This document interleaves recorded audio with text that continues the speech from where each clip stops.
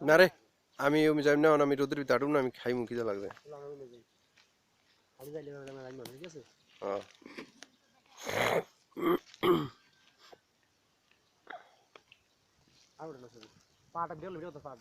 video করতেছি আমরা এখন হাইটসের উপরে আছি নিজাম আমি ফারুক রাজন ভট্টু ভাই আমরা এখন ঘুরতে আসছি তো এখানে আসলে আপনার অনেক মজা হবে আপনারা এখানে আসতে পারেন যদি কখনো আসেন বুঝতে পারবেন যে কত সৌন্দর্যপূর্ণ তবে কি একটা কথা এখানে কিন্তু অনেক শীত যদি কখনো আসেন কম্বল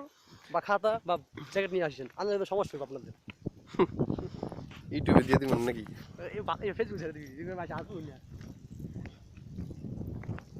অল্প করে বেশি করলে বড় হয়ে যাবে